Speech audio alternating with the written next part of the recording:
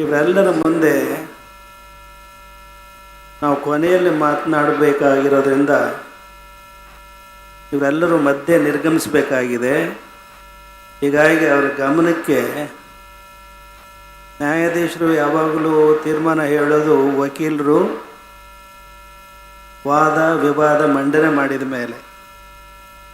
ಹೀಗಾಗಿ ನಮ್ಮ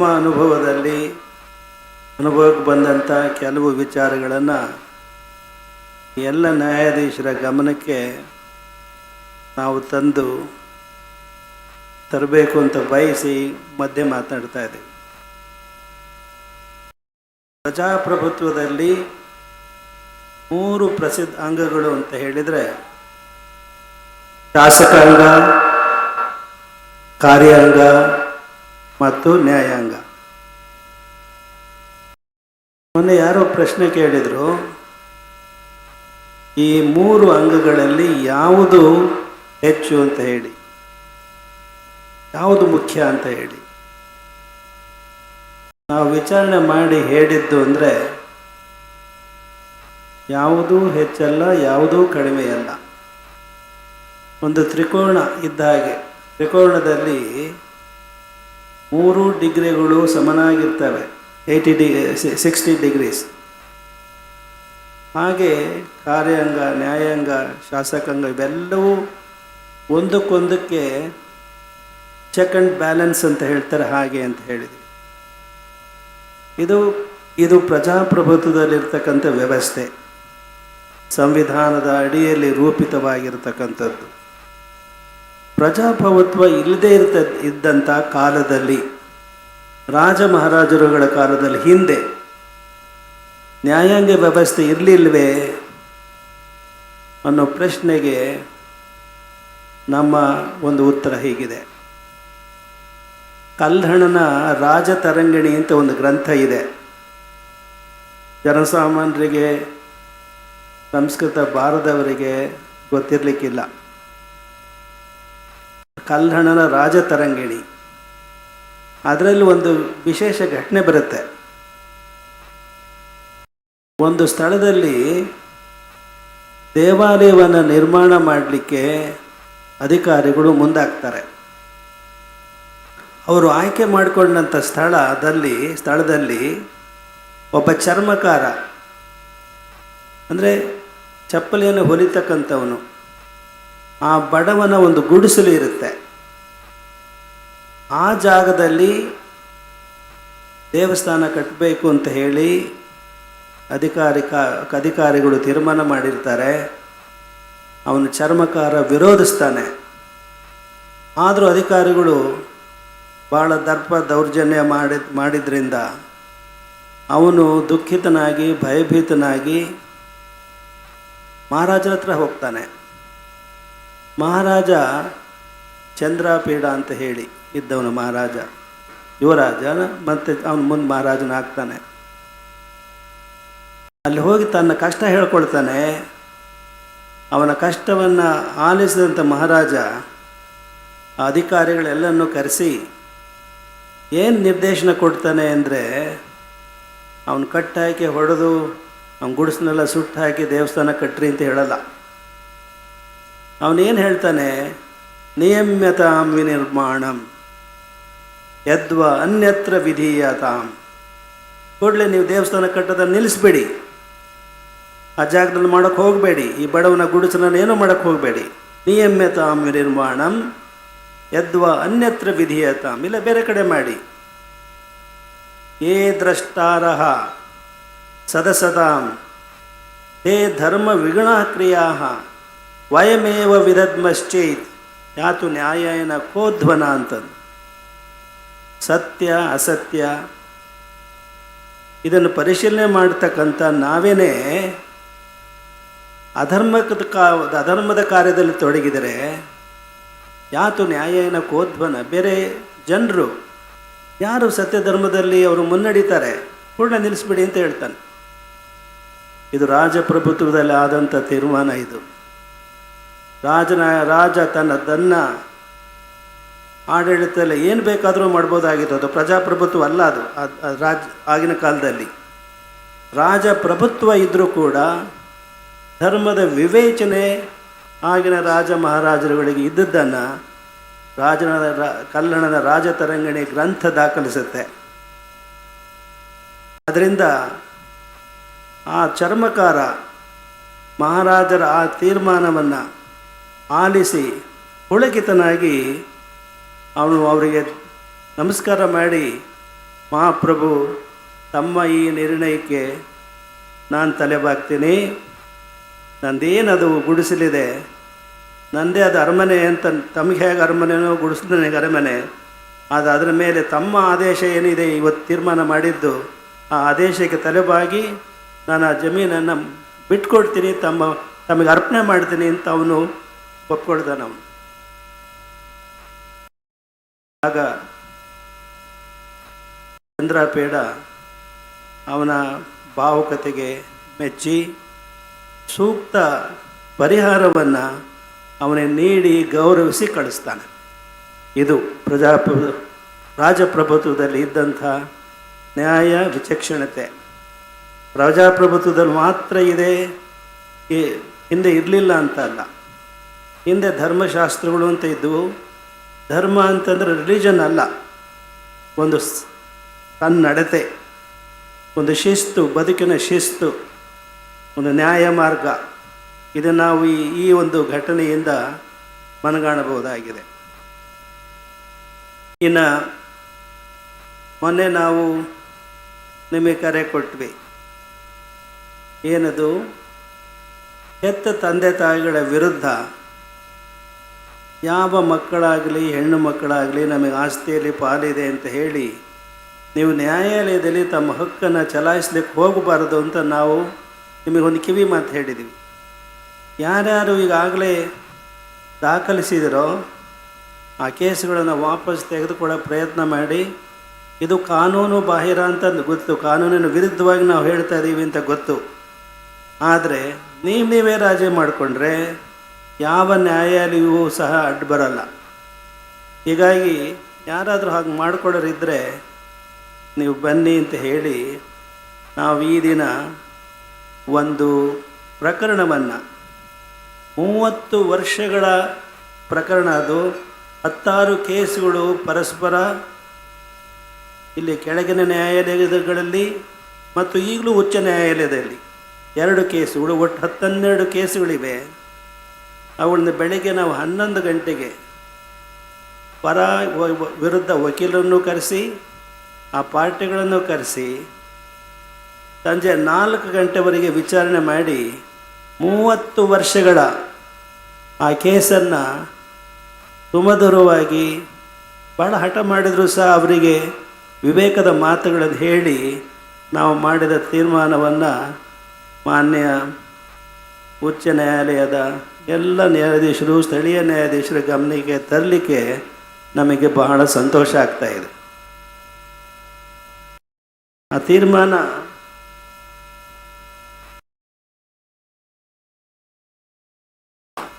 ತೀರ್ಮಾನ ಮಾಡಿದ್ದನ್ನು ಅವರ ಒಪ್ಪಿಗೆ ಪಡೆದು, 2 ಪಾರ್ಟಿಗಳ ಒಪ್ಪಿಗೆ ಪಡೆದು, 2 ಪಾರ್ಟಿಗಳ ವಕೀಲರ ಜೊತೆಗೆ ಸಮಾಲೋಚನೆ ನಡೆಸಿ ನಾವು ಮಾಡಿದಂಥ ತೀರ್ಮಾನ ಈ ರೀತಿ ಇದೆ. ಅದನ್ನು ಸನ್ಮಾನ್ಯ ನ್ಯಾಯಾಧೀಶರ ಎದುರಿಗೆ ನಾವು ಓದಿ ಹೇಳಲಿಕ್ಕೆ ಅವರ ಒಂದು ಒಪ್ಪಿಗೆಯನ್ನು ಪಡೆದು ಓದಿ ಹೇಳ್ತೇವೆ. 30 ವರ್ಷಗಳ ಕೇಸ್, 12 ಕೇಸುಗಳು. ಪಾರ್ಟಿಗಳು ಯಾರು ನಿಮಗೆ ಒಬ್ಬರು ಗೊತ್ತಿರಲೇಬೇಕು. ವಕೀಲರು ಉಮೇಶ್, ಅವರ ಕಕ್ಷಿದಾರ ಅರ್ಜಿದಾರ ವಿರೂಪಾಕ್ಷಯ್ಯ, JV, ಜಮಾಪುರ, ಭದ್ರಾವತಿ. ಪ್ರತಿವಾದಿಗಳ ವಕೀಲರು ಚಂದ್ರೇಗೌಡರು. ಪ್ರತಿವಾದಿಗಳು ಆ ವಿರೂಪಾಕ್ಷಯ್ಯನ ಅತ್ತಿಗೆ ಜಯಲಕ್ಷ್ಮಿ, ವಿಧವೆಯವರು. ಅವರ ಮಕ್ಕಳು ಚಂದನ್ ಪಾಟೀಲ್ ಮತ್ತು ಛಾಯಾ ಪಾಟೀಲ್. ಎಲ್ಲ ವಕೀಲರನ್ನು ಮತ್ತು ಅವರ ಕಕ್ಷಿದಾರರನ್ನು ಜೊತೆ ಕೂರಿಸ್ಕೊಂಡು ನಾವು ಮಧ್ಯಾಹ್ನದ ಪ್ರಸಾದವನ್ನು ಅದನ್ನು ಲೆಕ್ಕಿಸಿದೆ. ಬೆಳಗ್ಗೆ 11 ಗಂಟೆಯಿಂದ ಸಂಜೆ 4 ಗಂಟೆವರೆಗೆ ಕೂತು ಈ ಪ್ರಕರಣನ ಬಗೆಹರಿಸಿದ್ದೀವಿ. ನಾವು ಮಾಡಿರತಕ್ಕಂಥ ತೀರ್ಮಾನ ಅನ್ನೋದಕ್ಕಿಂತ ಅವರು ಒಪ್ಕೊಂಡದ್ದನ್ನು ಇಲ್ಲಿ ಓದಿ ಹೇಳಲಿಕ್ಕೆ ಬಯಸ್ತೀವಿ. ಕಳೆದ 30 ವರ್ಷಗಳಿಂದ ಉಭಯತರು ಪರಸ್ಪರರ ವಿರುದ್ಧ ನ್ಯಾಯಾಲಯಗಳಲ್ಲಿ ಅನೇಕ ಪ್ರಕರಣಗಳನ್ನು ದಾಖಲಿಸಿರುತ್ತಾರೆ. ಕೆಳ ವಿಚಾರಣೆಯ ನ್ಯಾಯಾಲಯಗಳು ಮತ್ತು ಉಚ್ಚ ನ್ಯಾಯಾಲಯದಲ್ಲಿ ಅನೇಕ ಪ್ರಕರಣಗಳು ದಾಖಲಾಗಿದ್ದು, ಅದರಲ್ಲಿ ಕೆಲವು ಪ್ರಕರಣಗಳು ವಜಾ ಆಗಿರುತ್ತವೆ, ಇನ್ನು ಕೆಲವು ಪ್ರಕರಣಗಳಲ್ಲಿ ಅರ್ಜಿದಾರರ ಪರವಾಗಿರುತ್ತವೆ, ಇನ್ನು ಕೆಲವು ಪ್ರಕರಣಗಳು ಪ್ರತಿವಾದಿಯ ಪರವಾಗಿರುತ್ತವೆ. ಈ ದಿನ ಉಭಯ ಪಾರ್ಟಿಗಳು ಮತ್ತು ವಕೀಲರು ತಮ್ಮ ತಮ್ಮ ವಾದ ಮತ್ತು ಪ್ರತಿವಾದ ಮಂಡಿಸಿದ್ದು, ಉಭಯತರ ಮಧ್ಯೆ ಈ ಕೆಳಗಿನಂತೆ ರಾಜಿ ಸಂಧಾನ ಮಾಡಿಸಲಾಗಿದೆ. 1. ಅವರ ಅನುಮತಿಯನ್ನು ಅವರ ಒಪ್ಪಿಗೆಯನ್ನು ಪಡೆದೇ ನಾವು ಓದಿ ಹೇಳ್ತಾ ಇದ್ದೀವಿ.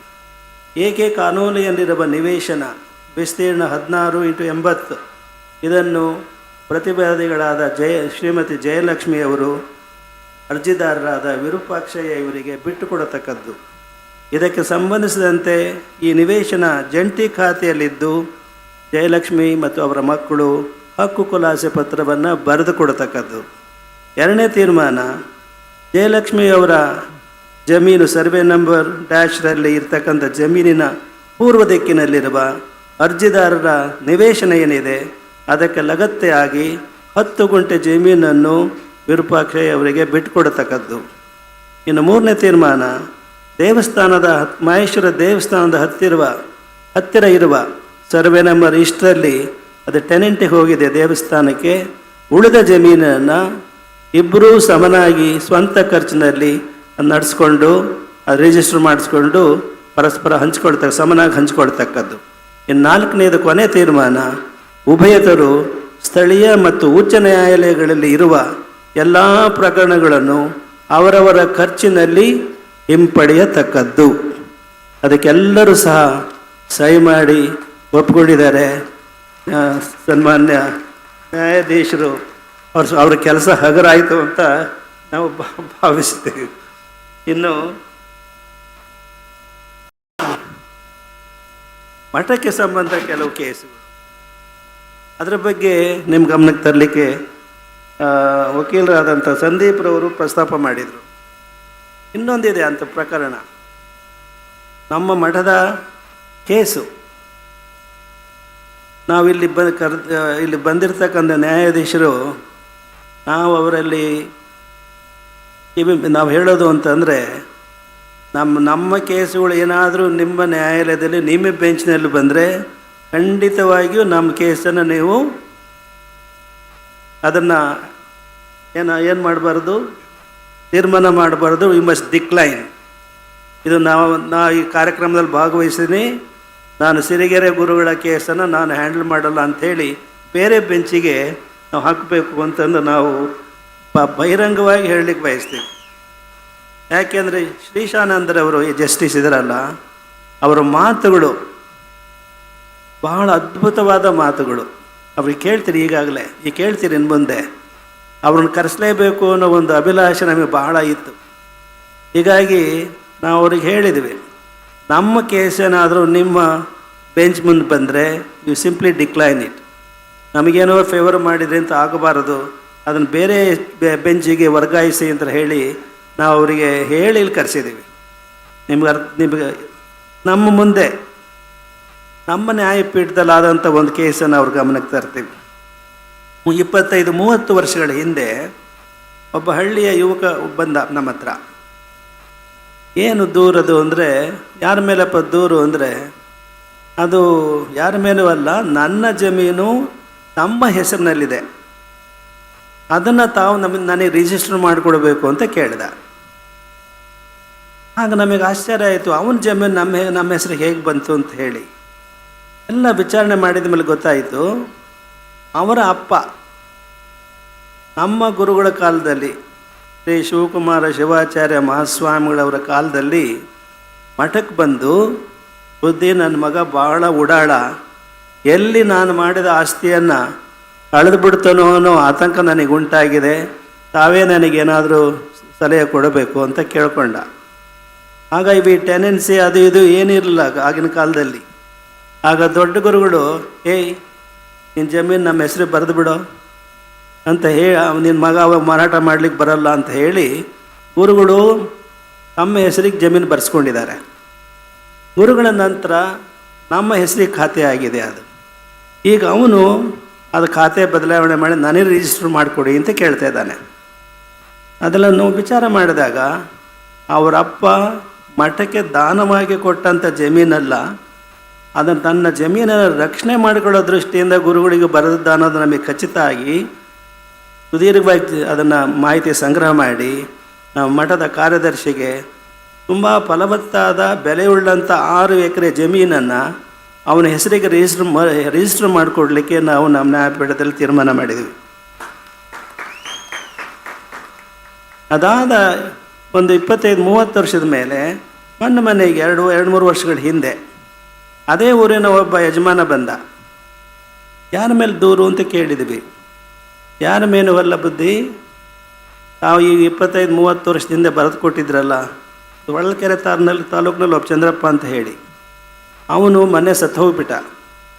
ಸಾಯೋಕ್ಕೆ ಮುಂಚೆ ಅವನೊಂದು ವಿಲ್ ಬರೆದಿಟ್ಟಿದ್ದಾನೆ, ಅದಕ್ಕೆ ನಾನು ಸಾಕ್ಷಿಯಾಗಿದ್ದೀನಿ. ತಮ್ಮ ಹೆಸರಿಗೆ, ನನ್ನ ಮರಣ ನಂತರ ತಮ್ಮ ಹೆಸರಿಗೇ, ಸಿರಿಗೆರೆ ಗುರುಗಳ ಹೆಸರಿಗೇ, ಈಗಿನ ಗುರುಗಳ ಹೆಸರಿಗೇ ಈ ಜಮೀನು ಹೋಗಬೇಕು ಅಂತ ಹೇಳಿ ಸೇರ್ತಕ್ಕದ್ದು ಅಂತ ಹೇಳಿ ವಿಲ್ ಬರೆದಿದ್ದಾನೆ. ಆ ವಿಲ್ ಪತ್ರವನ್ನು ತಮಗೆ ಸಬ್ಮಿಟ್ ಮಾಡೋಕ್ಕೆ ಬಂದಿದ್ದೀನಿ ಅಂತ ಹೇಳಿದೆ. ನಮ್ಮಿಂದ ಜಮೀನನ್ನು ರಿಜಿಸ್ಟರ್ ಮಾಡಿಕೊಂಡಂಥ ಶಿಷ್ಯ ಸಾಯುವ ಕಾಲದಲ್ಲಿ ನಮ್ಮ ಹೆಸರಿಗೆ ಅದನ್ನು ರಿಜಿಸ್ಟರ್ ಮಾಡಿ ವಿಲ್ ಬರೆದು ಸತ್ತಿದ್ದಾನೆ. ನಮಗೆ ಕ್ಷಣಕಾಲ ನಾವು ಭಾವುಕರಾದೆವು. ಅದನ್ನು ನ್ಯಾಯಾಧೀಶರಿಗೆ ಗೊತ್ತಿದೆ, ನ್ಯಾಯಪೀಠದಲ್ಲಿ ಕೂತಾಗ ಭಾವುಕರಾಗಬಾರ್ದು. ನಾವು ಕೇಳಿದ್ದೀವಿ ಅವನ್ನ, ಅಲ್ಲಿ ಬಂದಂಥ ಯಜಮಾನ, ಅವನಿಗೆ ಹೆಂಡತಿ ಮಕ್ಕಳು ಯಾರು ಇಲ್ಲೇನಪ್ಪ ಅಂತ ಕೇಳಿದ್ವಿ. ಇದ್ದಾನೆ ಅಂತ ಅಂದ. ಗೊತ್ತಾದ ತಕ್ಷಣವೇ ಅವನ ಹೆಂಡತಿಗೆ ನಾವು ಮತ್ತು ಗ್ರಾಮದ ಹಿರಿಯರಿಗೆ ನೋಟಿಸ್ ಕೊಟ್ಟು ಕರೆಸಿದ್ವಿ. ಆ ಮಹಿಳೆ ಬಂದಳು. ಆಕೆ ಕೈಯಲ್ಲಿ ಒಂದು 3-4 ವರ್ಷದ ಮಗು ಇತ್ತು, ಹೆಣ್ಣು ಮಗು ಇತ್ತು. ಅದನ್ನು ನೋಡಿ ನಮಗೆ ಭಾಳ ಅಯ್ಯೋ ಅನಿಸ್ತು. ನಾವು ಹಿರಿಯರನ್ನು ಕೇಳಿದ್ವಿ, ಏನು ಬಯಸ್ತೀರಿ ನಮ್ಮಿಂದ ಅಂತ ಹೇಳಿ. ಆ ಹಿರಿಯರು ತಾವೇನು ತೀರ್ಮಾನ ಕೊಡ್ತೀರೋ ಅದಕ್ಕೆ ನಾವು ಭದ್ರಾಗಿರ್ತೀವಿ ಅಂತ ಹೇಳಿದರು. ನಾವು ಆಲೋಚನೆ ಮಾಡಿ ಆ ಮಗುವನ್ನು ನೋಡಿ ನಾವು ಬರೆದ ತೀರ್ಮಾನ ಅಂತ ಹೇಳಿದರೆ, ಮಠದ ಆಸ್ತಿ, ಜಮೀನು, ದುಡ್ಡು, ಕಾಸು ಯಾವುದೂ ಅಲ್ಲ. ಮಠದ ನಿಜವಾದ ಆಸ್ತಿ ಅಂದರೆ ಶಿಷ್ಯರು. ಆ ಕಾರಣಕ್ಕಾಗಿ ಈ ಬಿಲ್ಲನ್ನು ನಾವು ರದ್ದು ಮಾಡಿ ಆ ಮಹಿಳೆನೇ ಈ ಜಮೀನನ್ನು ಒಡತಿ ಅಂತ ಹೇಳಿ ಘೋಷಣೆ ಮಾಡಿದ್ದೀವಿ. ಕೊಟ್ಟು ಆ ಮಹಿಳೆಗೇನೆ ಈ ತೀರ್ಮಾನವನ್ನು ಪತ್ರಿಕೆಯಲ್ಲಿ ಬರೆದಿದ್ವಿ. ನಮ್ಮ ಅಂಕಣದಲ್ಲಿ, ವಿಜಯ ಕರ್ನಾಟಕದಲ್ಲಿ, ಬಿಸಿಲು ಬೆಳಗಳ ತಿಂಗಳು ಅಂಕಣದಲ್ಲಿ. ದೂರದ ಬೀದರ್ ಜಿಲ್ಲೆಯ ಜಿಲ್ಲಾ ನ್ಯಾಯಾಧೀಶರು, ನಮಗೆ ಗೊತ್ತಿರಲಿಲ್ಲ, ಅವರು ಆವಾಗ ಪರಿಚಯ ಇರಲಿಲ್ಲ. ಅವರು ದೂರವಾಣಿಯಲ್ಲಿ ನಮಗೆ ಕರೆ ಮಾಡಿ ಅವರು ತುಂಬ ಮೆಚ್ಚುಗೆ ವ್ಯಕ್ತಪಡಿಸಿದರು. ತುಂಬ ಅಪರೂಪದ ತೀರ್ಮಾನವನ್ನು ತಾವು ಮಾಡಿದ್ದೀರಿ ಅಂತ ಹೇಳಿ. ಅವರಿಗೆ ನಾವು ಅಭಿಮಾನದಿಂದ ಆಡಿದ ಮಾತುಗಳಿಗೆ ನಾವು ಮೆಚ್ಚುಗೆ ಸೂಚಿಸಿ ಒಂದು ಐ ಸೀಸ್ ದಿ ಆಪರ್ಚುನಿಟಿ. ಅವ್ರನ್ನ ಪ್ರಶ್ನೆ ಮಾಡಿದ್ವಿ ನ್ಯಾಯಾಧೀಶರ ದೂರವಾಣಿಯಲ್ಲಿ. ಅಕಸ್ಮಾತ್ ನಾವು ಆ ಮಹಿಳೆಗೆ ವಿಲ್ ಪ್ರಕಾರ ನಮಗೆ ಸೇರಬೇಕಾದ್ದು ಅಂತ ಹೇಳಿ ಆ ಮಹಿಳೆಗೆ ನಾವು ಜಮೀನು ವರ್ಗಾಯಿಸ ಕೊಡದೇ ಇದ್ದಿದ್ರೆ, ಆ ಮಹಿಳೆ ನಮ್ಮ ವಿರುದ್ಧ ಏನಾದರೂ ಕೇಸ್ ಹಾಕಿದರೆ ಕೋರ್ಟ್ನಲ್ಲಿ, ಆ ಕೇಸು ನಿಮ್ಮ ಬೆಂಚ್ನಲ್ಲಿ ಬಂದಿದ್ದರೆ ಏನು ಮಾಡ್ತಾಯಿದ್ರಿ ಅಂತ ಕೇಳಿದ್ವಿ ಸಾಹೇಬರನ್ನು. ಅವರು ಹೇಳಿದರು, ಇಮಿಡಿಯೇಟಾಗಿ ಹೇಳಿದರು, I would have dismissed it ಅಂದರು. ಯಾಕೆ ನೀವು ಡಿಸ್ಮಿಸ್ ಮಾಡ್ತೀರಿ? ಆ ಮಗು ನೋಡಿದ್ರೆ ಅಯ್ಯೋ ಅನ್ಸಲ್ವ ನಿಮಗೆ ಅಂತ. ಆವಾಗ ಅವ್ರು ಹೇಳಿದರು, ನಾವು ನ್ಯಾಯಪೀಠದಲ್ಲಿ ಕೂತ್ಕೊಂಡಿದ್ದಾಗ ನಮ್ಮ ಹೃದಯಕ್ಕೆ ಏನು ಅನಿಸುತ್ತೆ ಅಂತ ನಾವು ತೀರ್ಮಾನ ಮಾಡೋಕ್ಕಾಗಲ್ಲ. ಕಾನೂನಿನ ಕಲಮುಗಳಲ್ಲಿ ಏನು ನಿಯಮ ಇದೆ ಅದರ ಆಧಾರದ ಮೇಲೆ ನಾವು ತೀರ್ಮಾನ ಮಾಡಬೇಕಾಗತ್ತೆ ಅಂತ ಹೇಳಿದರು. ಕಾನೂನು ಏನು ಹೇಳುತ್ತೆ? ಯಾವಾಗ ಚಂದ್ರಪ್ಪನ ಅಪ್ಪ ತಮ್ಮ ದೊಡ್ಡ ಗುರುಗಳಿಗೆ ಬರೆದ್ನೋ ಆವಾಗ ಅದು ಪಿತ್ತರಾರ್ಜಿತ ಆಸ್ತಿ ಅನ್ನೋದು ಹೋಯಿತು. ತಮ್ಮ ಗುರುಗಳಿಂದ ತಮಗೆ ಬಂತು, ತಮ್ಮ ಆಸ್ತಿ ಆಯಿತು, ಮಠದ ಆಸ್ತಿ ಆಯಿತು. ಇನ್ನು ತಾವು ಅವನಿಗೆ ರಿಜಿಸ್ಟರ್ ಮಾಡಿಕೊಟ್ಟ ಮೇಲೆ ಅದರಲ್ಲಿ ಹೆರಿಡಿಟರಿ ಪ್ರಾಪರ್ಟಿ ಅನ್ನೋದಿಲ್ಲ, ಪತ್ರಾರ್ಜಿತ ಆಸ್ತಿ ಅಂತ ಆಗಲ್ಲ. ಚಂದ್ರಪ್ಪ ಯಾರಿಗಾದರೂ ಕೊಡ್ಬೋದು, ಅದಕ್ಕೆ ಅವನ ಹೆಂಡತಿ ಮಕ್ಕಳಿಗೆ ಯಾವುದೇ ಹಕ್ಕಿಲ್ಲ ಅಂತಂದು ಅವ್ರು ಹೇಳಿದರು. ಹೀಗಾಗಿ ಅದ್ರ ಸಂಬಂಧ ನಾವು ಒಂದು ಬರೆದಿದ್ದೀವಿ, ಕಾನೂನು ದೊಡ್ಡದೋ ಧರ್ಮ ದೊಡ್ಡದೋ ಅಂತ ಒಂದು ಲೇಖನನ್ನು ಬರೆದಿದ್ವಿ. ಕೆಲವರು ಓದಿರ್ಬೋದು. ಒಂದು ನೋಬಡಿ ಈಸ್ ಎಬೌವ್ ಲಾ ಅಂತ ಇದೆ, ನಿಜ. ಕಾನೂನು ಧರ್ಮದ ಮುಖ್ಯಾಂಶಗಳನ್ನು ಒಳಗೊಂಡಂಥದ್ದು, ಅದು ಧರ್ಮನೇ. ಎಲ್ಲ ಪ್ರಮುಖವಾದ ಅಂಶಗಳೇನಿವೆ ಧರ್ಮದಲ್ಲಿ ಅದೆಲ್ಲವನ್ನು ಒಳಗೊಂಡಂಥದ್ದು ಕಾನೂನು. ಆದರೆ ವ್ಯತ್ಯಾಸ ಏನು ಅಂದರೆ ಧರ್ಮ ಬಹಳ ವ್ಯಾಪಕವಾದ್ದು, ಅದಕ್ಕೆ ಯಾವುದೇ ಚೌಕಟ್ಟಿಲ್ಲ. ಇದು ಭರತಖಂಡಕ್ಕೆ ಸಂಬಂಧಪಟ್ಟದ್ದು, ಇದು ಅಮೇರಿಕಕ್ಕೆ ಸಂಬಂಧಪಟ್ಟದ್ದು, ಇದು ಇಂಗ್ಲೆಂಡಿಗೆ ಸಂಬಂಧಪಟ್ಟದ್ದು ಅಂತ ಹೇಳಿ ಸೀಮಾ ರೇಖೆಗಳಿಲ್ಲ. ಈ ಜಗತ್ತಿಗೆ ಸಂಬಂಧಪಟ್ಟದ್ದು ಧರ್ಮ. ಕಾನೂನು ಆಯಾಯ ದೇಶದ ಪರಿಧಿಗೆ ಸಂಬಂಧಪಟ್ಟದ್ದು. ಹೀಗಾಗಿ ಕಾನೂನು ತಜ್ಞರು ಏನು ಮಾಡಿರ್ತಾರೆ, ಆಯಾಯ ಕಾಲದ ಸ್ಥಿತಿಗತಿಗಳನ್ನು ನೋಡಿ ಮಾಡಿರ್ತಾರೆ. ಆದರೆ ಆ ಕಾನೂನನ್ನು ಹೇಗೆ ನಾವು ಕಾನೂನು ಕಂಡು ತಪ್ಪಿಸ್ಕೋಬೋದು ಅನ್ನೋ ಜನವನ್ನು ತಲೆಯಲ್ಲಿಟ್ಕೊಂಡು ಮಾಡೋಕ್ಕೆ ಭಾಳ ಕಷ್ಟ. ಹಳ್ಳಿಯಲ್ಲಿ ಏನೋ ಗಾದೆ ಇದೆ, ರಂಗೋಲಿ ಕೆಳಗೆ ಏನೋ ಚಾಪೆ ಕೆಳಗೆ ರಂಗೋಲಿ ಕೆಳಗೆ ತೂಗೋರಿದ್ದಾರೆ ಅಂತ. ಹಾಗೆ ಇವತ್ತಿನ ಕಾನೂನುಗಳು ಏನೇ ಮಾಡಿದರೂ ಸಹ ಆ ಕಾನೂನು ಕೆಳಗೆ ಒಳಸುಳಿಗಳು ಹುಡ್ಕೊಳ್ಳೋ ಜನ ಇದ್ದಾರಲ್ಲ. ಹೀಗಾಗಿ ಹೊಸ ಹೊಸ ಕಾನೂನುಗಳನ್ನು ನಮ್ಮ ಸರ್ಕಾರ, ನಮ್ಮ ಕಾನೂನು ಮಂತ್ರಿಗಳು ಮಾಡಬೇಕಾಗತ್ತೆ, ಮಾಡ್ತಾ ಇದ್ದಾರೆ ಅನೇಕ ಬಿಲ್லுಗಳನ್ನು. ನಾವು ಮೊನ್ನೆ ಈ ಕಾರ್ಯಕ್ರಮಕ್ಕೆ ಆಹ್ವಾನಿಸಿ ಮಾಡುವಾಗ ನಾವು ಸನ್ಮಾನ್ಯ ಕಾನೂನು ಸಚಿವರಾದಂಥ ಎಚ್ ಕೆ ಪಾಟೀಲ್ರವರಿಗೆ, ಅವ್ರ ತಂದೆಯವರಿಗೂ ನಮ್ಮ ಗುರುಗಳಿಗೂ ಬಹಳ ಆತ್ಮೀಯತೆ ಇತ್ತು. ಅವರ ನಂತರ ನಮಗೂ ಮತ್ತು ಅವ್ರ ಮಕ್ಕಳಾದಂಥ ಎಚ್ ಕೆ ಪಾಟೀಲ್ರ ಮಧ್ಯೆ ಅದೇ ಸಂಬಂಧ ಮುಂದುವರೆದಿದೆ. ಆ ವಿಶ್ವಾಸದ ಹಿನ್ನೆಲೆ ಕೇಳಿದ್ವಿ, ಏನಾದರೂ ಮಾಡಿ ಮುಂದಿನ ಅಧಿವೇಶನ, ನಿಮ್ಮ ಏನು ಅಧಿವೇಶನ ಇರುತ್ತಲ್ಲ, ವಿಧಾನ ಸಭೆಯಲ್ಲಿರುತ್ತಲ್ಲ, ಏನಾದರೂ ಮಾಡಿ ಈ ಸಂಸಾರಗಳನ್ನು ಮುರಿತಕ್ಕಂಥ ವಾಟ್ಸಾಪಿಗೆ ಸಂಬಂಧಪಟ್ಟಂಗೆ ಏನಾದರೂ ಒಂದು ಕಾನೂನು ಮಾಡಿ ಸಂಸಾರಗಳು ಸುಖವಾಗಿರೋ ಹಾಗೆ, ಸುಖವಾಗಿ ಸಂಸಾರ ಮಾಡೋ ಹಾಗೆ ಒಂದು ಕಾನೂನು ಮಾಡಿ ಅಂತ ನಾವು ಅವ್ರಿಗೆ ಸೂಚನೆ ಕೊಟ್ಟಿದ್ದೀವಿ. ಸನ್ಮಾನ್ಯ ಶಿಕ್ಷಣ ಸಚಿವರು ಇದ್ದಾರೆ. ಇವತ್ತು ಎಷ್ಟು ಹಾಳಾಗಿವೆ ಇವತ್ತು ವಾಟ್ಸಾಪ್ ಸಂದೇಶಗಳಿಂದ ಅಂತ ಹೇಳಿದರೆ, ಒಂದೇ ಮಾತನ್ನ ಹೇಳಿದ್ರೆ ಮನೆ ಮುರುಕತನದ ಕೆಲಸ ನಡೀತಾ ಇದೆ. ಯಾವುದರಲ್ಲಿ? ವಾಟ್ಸಾಪ್ನಲ್ಲಿ ಮನೆ ಮುರುಕತನ. ನಾಳೆ ಮದುವೆ ಇರುತ್ತೆ ಹುಡುಗಿದು, ನಾನು ಆಕೆ ಲವ್ ಮಾಡ್ತಿದ್ದೆ ಇನ್ನೇನೋ ಅಂತಂದೇನೇನೋ ಯಾವ ಚಿತ್ರಗಳನ್ನ ಹಾಕಿ ಮದುವೆಗಳು ನಿಂತಿರೋ ಉದಾಹರಣೆಗಳಿದ್ದಾವೆ. ಹೀಗಾಗಿ ಸನ್ಮಾನ್ಯ ನಾವು ಎಚ್ ಕೆ ಪಾಟೀಲರು ಮತ್ತು ಶಿಕ್ಷಣ ಸಚಿವರು ಮತ್ತು ಇನ್ನೆಲ್ಲ ಸಚಿವರು ಸೇರಿ ಇದೊಂದು ಏನಾದರೂ ಮಾಡಿ ನಿಯಮವನ್ನು ಮಾಡಿ, ಹೇಗೆ ಪತ್ರಿಕೆಗಳಿಗೆ ಒಂದು ಎಥಿಕಲ್ ಕೋಡ್ ಇದೆಯೋ, ಎಥಿಕ್ಸ್ ಇದೆಯೋ, ಹಾಗೆ ಈ ಏನಂತೀರಿ ಇದಕ್ಕೆ ಸೋಷಿಯಲ್ ಮೀಡಿಯಾ ಏನಿದೆ, ಈ ಎಲೆಕ್ಟ್ರಾನಿಕ್ ಮೀಡಿಯಾ ಏನಿದೆ, ಈ ಎಲೆಕ್ಟ್ರಾನಿಕ್ ಮೀಡಿಯಾಗೂ ಸಹ ನೀವೊಂದು ಕಡಿವಾಣ ಹಾಕಬೇಕು, ಅಂಥ ಕಾರ್ಯ ನಿಮ್ಮಿಂದ ಆಗಲಿ ಅಂತ ಹೇಳಿ ನಾವು ಈ ಬಹಿರಂಗ ಸಭೆಯಲ್ಲಿ ಅಪೇಕ್ಷಿಸ್ತೇವೆ. ನಾವು ಮಾತಾಡೋ ಉದ್ದೇಶನೇ ಪ್ಲೀಡಿಂಗ್ಸ್, ನ್ಯಾಯಾಧೀಶರ ಮುಂದೆ ಮತ್ತು ಕಾನೂನು ಮಾಡ್ತಾ ಇರೋರ ಮುಂದೆ ನಮ್ಮದೊಂದು ಪ್ಲೀಡಿಂಗ್ ಇದು. ಇದ್ರ ಬಗ್ಗೆ ನಮ್ಮ ಮುಂದಿನ ವಕೀಲರು ನೀವು ವಾದ ಮಂಡಿಸ್ಬೋದು, ಇದುವರೆಗೂ ಮಾತಾಡದೇ ಇರೋರು ವಾದ ಮಂಡಿಸ್ಬೋದು. ಇದು ಇದು ಇದು ಅತ್ಯವಶ್ಯಕವಾಗಿ ಆಗಬೇಕಾಗಿದೆ. ನಮಗೊಂದು ಕೆಲವು ವರ್ಷಗಳ ಹಿಂದೆ ದಕ್ಷ ಅಂತ ಹೇಳಿ ಒಂದು ಆರ್ಗನೈಸೇಷನ್ ಗೊತ್ತಿರ್ಬೋದು ನ್ಯಾಯಾಧೀಶರಿಗೆ. ಅವರು ನಾವೇನು ನ್ಯಾಯಪೀಠ ನಡೆಸ್ತಾ ಇದ್ದೇವೆ ಅದರ ಬಗ್ಗೆ ಕೆಲವು ಪ್ರಶ್ನೆಗಳನ್ನು ಕೇಳಿದರು. ಅದನ್ನು ಉತ್ತರ ನಾವು ಅವರಿಗೆ ಬರೆದು ಕೊಟ್ಟಿವಿ. ಅವರಿಗೆ ಅದು ಪಬ್ಲಿಷ್ ಆಗಿದೆ. ಅದರಲ್ಲಿ ಒಂದೇ ಒಂದು ಹೇಳ್ತೀವಿ ನಿಮಗೆ. ಏನು ನಾವು ಪ್ರಶ್ನೆಗಳು 10 ಪ್ರಶ್ನೆಗಳು ಕೇಳಿದರು. ಅದರಲ್ಲಿ ಮುಖ್ಯವಾದ ಪ್ರಶ್ನೆ ನಾವು ಕೇಳ್ತೀವಿ, ನಾವು ನಿಮ್ಮ ಗಮನಕ್ಕೆ ತರಲಿಕ್ಕೆ ಬಯಸ್ತೀವಿ.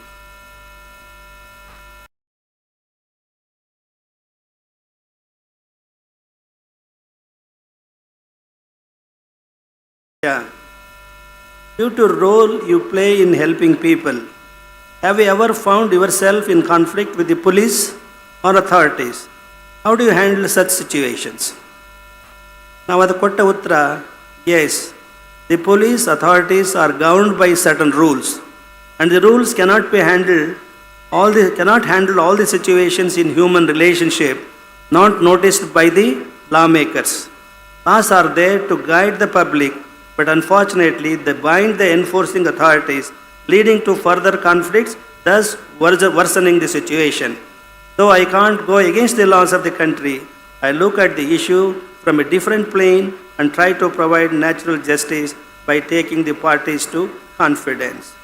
ಆಮೇಲೆ ಮುಂದೆ ಕೇಳಿದರು, ಡು ಯು ಪ್ರಿಸ್ಕ್ರೈಬ್ ಪನಿಷ್ಮೆಂಟ್ಸ್, ಶಿಕ್ಷೆ ಕೊಡ್ತೀರಾ ಅಂತ ಹೇಳಿ. ಆಫ್ ವಾಟ್ ನೇಚರ್ ಅಂತ. No, I don't give any punishment.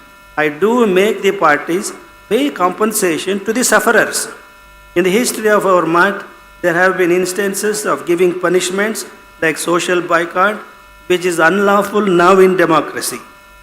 There is an interesting record in the archives of our mutt dated as far back as 1874 AD. ನಾವು ಹೊಸದಾಗಿ ಮಾಡ್ತಾ ಇಲ್ಲ ನ್ಯಾಯಪೀಠ. ನಮ್ಮ ಮಠದ ಪರಂಪರೆಯಲ್ಲಿ ನೂರಾರು ವರ್ಷಗಳಿಂದಲೂ ನಡೀತಾ ಬಂದಿದೆ. 1874ರಲ್ಲಿ ಒಂದು ಘಟನೆ ನಡೆದಿದೆ, ಒಂದು ಕೇಸು. ಒಬ್ಬ ಶಿಷ್ಯ, ಆಗಿನ ಗುರುಗಳು ಶಿವನಂಜುಂಡೇಶ್ವರ ಸ್ವಾಮಿಗಳು ಅಂತಿದ್ರು, ಅವ್ರ ಮುಂದೆ ಒಂದು ದೂರು ತರ್ತಾನೆ. ನನ್ನ ಹೆಂಡತಿ ಚೆನ್ನಮ್ಮಿ ದಾರಿಯಲ್ಲಿ ಹೋಗುವಾಗ ಗಂಗಮ್ಮಿಯನ್ನಳು ನನ್ನ ಹೆಂಡತಿ ಮುಖದ ಮೇಲೆ ಉಗುಳಿದ್ಲು ಅಂತ. ಇಷ್ಟೇ. ಅದಕ್ಕೆ ಉಚ್ಚಿಷ್ಟ ಅಪರಾಧ ಅಂತ ಆಗಿನ ಕಾಲದಲ್ಲಿ ಕರಿತಾ ಇದ್ರು, 19ನೇ ಶತಮಾನದಲ್ಲಿ, 1874. ಅದಕ್ಕೆ ಶಿಕ್ಷೆ ಆಗಬೇಕು ಅಂತ ಹೇಳಿ. ಆಗ ಆಗಿನ ನಮ್ಮ ಗುರುಗಳು ಮಠದ ಸರ್ವೆ ಮುಕ್ತಿಯಾರ ಅಂತ ಇರ್ತಿದ್ರು, ಅವರಿಗೆ ನಿರ್ದೇಶನ ಕೊಟ್ಟು ಇದನ್ನು ವಿಚಾರ ಮಾಡಿ ಯಾರು ತಪ್ಪಿದೆಯೋ ದಂಡ ವಿಧಿಸಿ ಅಂತ ಹೇಳಿ. ಆಗ ಹಳ್ಳಿಗೆ ಹೋಗಿ ಅವರು ಏನು ದೂರು ಸಲ್ಲಿಸಿರ್ತಾನೆ ಅವನ ಸಮನ್ ಮಾಡ್ತಾರೆ, ಕರೆಸ್ತಾರೆ. ನಿನ್ನ ಹೆಂಡತಿಯ ಮುಖದ ಮೇಲೆ ಗಂಗಮ್ಮಿ ಉಗುಳಿದು ಅನ್ನೋಕ್ಕೆ ಸಾಕ್ಷ್ಯ ಕೊಡು ಅಂತ ಕೇಳ್ತಾರೆ. ಒಬ್ಬೊಬ್ಬರನ್ನೇ ಕರೆಸ್ತಾರೆ, ಹಾಜರುಪಡಿಸ್ತಾರೆ. ಅವನು ಮೊದಲ ಸಾಕ್ಷಿದಾರ, ಸ್ವಾಮಿ ನಾನು ಕಣ್ಣಾರೆ ನೋಡಿಲ್ಲ, ಮಲ್ಲಪ್ಪ ಹೇಳ್ದ, ಅದನ್ನು ನಾನು ಹೇಳಿದೆ ಅಂತಾನೆ. ಮಲ್ಲಪ್ಪನ ಕರೆಸ್ತಾರೆ. ಹೇಳಪ್ಪ ನಿಂದೇನು ಹೇಳು, ಕಣ್ಣಾರೆ ನೋಡಿದೇನೋ ಅಂದರೆ, ಮಲ್ಲಪ್ಪ ನಾನು ಸ್ವಾಮಿ ನೋಡಿಲ್ಲ, ಕಲ್ಲಪ್ಪ ಹೇಳ್ದ, ಅದಕ್ಕೆ ನಾನು ಹಂಗೆ ಹೇಳಿದೆ. ಹಿಂಗೆ ಕಲ್ಲಪ್ಪ, ಮಲ್ಲಪ್ಪ, ಮಲ್ಲಿಕಾರ್ಜುನಪ್ಪ, ದೇವೇಂದ್ರಪ್ಪ, ಯಾರ್ಯಾರು 92 ಜನ ಸಾಕ್ಷಿದಾರನ ವಿಚಾರಣೆ ಮಾಡ್ತಾರೆ. ನೆನಪು ಮಾಡ್ಕೊಂಡು ನಿಮಗೆ ಆಶ್ಚರ್ಯ ಆಗ್ಬೋದು. ನಮ್ಮ ಮಠದ ದಾಖಲೆಯಲ್ಲಿದೆ 92 ಜನ ಸಾಕ್ಷಿದಾರರು, ಯಾರೂ ಕಣ್ಣಾರೆ ನೋಡಿಲ್ಲ. ಹೀಗಾಗಿ ಕೊನೆಗೆ ಅವ್ರು ಏನು ತೀರ್ಮಾನ ಮಾಡ್ತಾರೆ ಅಂದರೆ, ನೀನು ಜೂಟಾ ಫಿರ್ಯಾದ್ ಕೊಟ್ಟಿದೆಯಾ, ತಪ್ಪು ನೀನು ದೂರು ಕೊಟ್ಟಿದೆಯಾ ಅಂತ ಹೇಳಿ ಆ ತಪ್ಪು ದೂರು ಕೊಟ್ಟಂಥ ದೂರುದಾರನಿಗೆ ₹2 ದಂಡ ವಿಧಿಸ್ತಾರೆ. 1874ರಲ್ಲಿ ₹2. ಅವತ್ತಿನ ₹2 ಇವತ್ತು ಎಷ್ಟಾಗ್ಬೋದು, ನೀವು ಇವತ್ತಿನ ಬಂಗಾರದ ರೇಟ್ ನೋಡಿಕೊಂಡು ನೀವೇ ನಿರ್ಧಾರ ಮಾಡ್ಕೊಳ್ಳಿ. ಕೊನೆಗೆ ಅವನು, ನಾನು ಬಡವ ಸ್ವಾಮಿ, ನಾನು ಅಷ್ಟೊಂದು ದುಡ್ಡು ಕಟ್ಟೋಕ್ಕಾಗಲ್ಲ ಅನ್ನೋದಕ್ಕೆ ನಾನು ಕ್ಷಮಿಸಿರಿ ಅಂದರೆ, ನೋಡಿ ಕ್ಷಮಿಸುವ ಅಧಿಕಾರ ನಮಗಿಲ್ಲ, ನಾವು ಗುರುಗಳಿಗೆ ಬರಿತೀವಿ, ಗುರುಗಳ ಚಿತ್ತ ಅಂತ ಹೇಳ್ತಾರೆ. ಮುಂದೆ ಏನಾಯಿತು ಅಂತ ಹೇಳಿ ಮಠದ ದಾಖಲೆಯಲ್ಲಿ ನಮಗೆ ಹಳೆಯ ದಾಖಲೆಯಲ್ಲಿ ಸಿಗ್ತಾ ಇಲ್ಲ. ಈ ರೀತಿ ಮಠಪೀಠಗಳು ಹಿಂದಿನ ಕಾಲದಲ್ಲಿ ನ್ಯಾಯದಾನವನ್ನು ಮಾಡ್ತಾ ಬಂದಿದ್ದಾರೆ. ಇನ್ನು ಕೊನೆಯದಾಗಿ ಅವ್ರು ಕೇಳಿದ ದಕ್ಷ ಆರ್ಗನೈಸೇಷನ್ ಕೇಳಿದ ಪ್ರಶ್ನೆ, ಸುಮಾರು ಪ್ರಶ್ನೆಗಳಿವೆ. ಅವ್ರು ಕೇಳಿದರು ನಮಗೆ, ಕೊನೆಯದು, ವಾಟ್ ಇಸ್ ಜಸ್ಟಿಸ್ ಅಂತ, ನ್ಯಾಯ ಅಂದರೆ ಏನು ಅಂತ. ನ್ಯಾಯ ಅಂದರೆ what does justice mean to you ಅಂತ. ಜಸ್ಟಿಸ್ ಅಂದರೆ ಏನು ಅಂತ ಅದಕ್ಕೆ ನಾವು ಕೊಟ್ಟಂಥ ಉತ್ತರ, the question is very simple but very hard to answer in one sentence. The constitutional experts would perhaps say that it is to protect the fundamental rights of a citizen. ಮೂಲಭೂತ ಹಕ್ಕುಗಳೇನಿವೆ ಅದನ್ನು ಕಾಪಾಡ್ತಕ್ಕಂಥದ್ದು justice ಅಂತ ಹೇಳ್ಬೋದು. But it depends on the intelligence of lawyers interpreting and twisting the various columns of the law books and of the constitution in a court of law. ಅದೆಲ್ಲ ಬುದ್ಧಿವಂತಿಕೆಯ ವಕೀಲರು ಕಾನೂನನ್ನು ಹೇಗಾದರೂ ತಿರುಚಿ ಹೇಳ್ಬೋದು, ಅದರ ಮೇಲೆ ಡಿಸೈಡ್ ಆಗುತ್ತೆ ಅಂತ. To me, as a religious leader, justice simply means to remove the pain, suffering and hardship of an individual or a group of individuals in the hands of irrespective of their social economic status, caste or creed in the society, to protect the good from the wicked, to make them live with dignity, and above all to enable a person to live in peace and happiness. ಇದು ನಾವು justice ಅನ್ನೋದ್ರ ಬಗ್ಗೆ ನಾವು ಮಾಡಿದಂಥ ವ್ಯಾಖ್ಯಾನ. ಈಗ ತಾನೇ ನಮ್ಮ ಮಕ್ಕಳು, ಸಿರಿಗೆರೆ ಮಕ್ಕಳು ನಿಮ್ಮ ಎದುರಿಗೆ ಸತ್ಯವೇ ನಮ್ಮ ತಾಯಿ ತಂದೆ, ಸತ್ಯವೇ ನಮ್ಮ ಬಂಧು ಬಳಗ, ಸತ್ಯವಾಕ್ಯದೆ ತಪ್ಪಿ ನಡೆದರೆ ಮೆಚ್ಚನ ಜಗದೀಶ. ಇವತ್ತು ಬೆಳಿಗ್ಗೆ ನಮ್ಮ ವಕೀಲರೊಬ್ಬರು ಹೇಳ್ತಾ ಇದ್ರು, ಕೋರ್ಟ್ನಲ್ಲಿ ಇದನ್ನ ಹೇಳಿಸ್ತಾರೆ, ನಾನು ಸತ್ಯವನ್ನೇ ಹೇಳುತ್ತೇನೆ, ಸತ್ಯವನ್ನಲ್ಲದೆ ಬೇರೆ ಏನೇವೂ ಹೇಳುವುದಿಲ್ಲ, ನಾನು ಹೇಳುವುದೆಲ್ಲ ಸತ್ಯ ಅಂತ ಹೇಳ್ತಾರಲ್ಲ. ಹೆಂಗೆ ಸುಳ್ಳು ಹೇಳಬೇಕು ಅಂತ ಲಾಯರ್ ಹೇಳಿಕೊಟ್ಟು ಹೇಳೋದೆಲ್ಲ ಸುಳ್ಳೆ ನ್ಯಾಯಾಲಯಗಳಲ್ಲಿ. ಅದರಲ್ಲಿ ಸತ್ಯ ಏನು ಅಂತ ಮನಗಾಣಬೇಕಾದಂಥ ಚಾಕಚಕ್ಯತೆ ನ್ಯಾಯಾಧೀಶರಿಗೆ ಇರಬೇಕಾಗತ್ತೆ.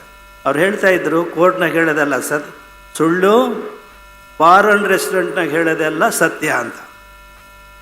ಅರ್ಥವಾಯ್ತು ನಿಮಗೆ?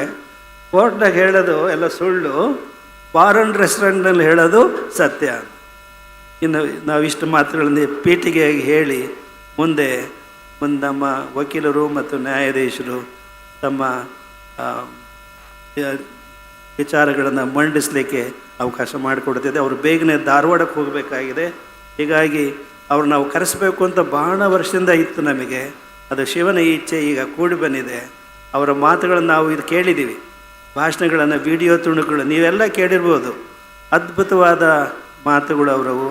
ಇನ್ನು ನಮ್ಮ ಹಿರಿಯ ಸುಪ್ರೀಂ ಕೋರ್ಟ್ ನ್ಯಾಯಾಧೀಶರ ಆದ ನಾರಾಯಣ ಸ್ವಾಮಿಯವರು ಇದ್ದಾರಲ್ಲ, ಅವರ ತಂದೆ ನಮ್ಮ ಸಂಸ್ಥೆಯಲ್ಲಿ ಓದಿದ ವಿದ್ಯಾರ್ಥಿ. ಇಲ್ಲಿ ಅವರು ಹುಟ್ಟು ಬೆಳೆದವರು ಭದ್ರಾವತಿಯಲ್ಲಿ.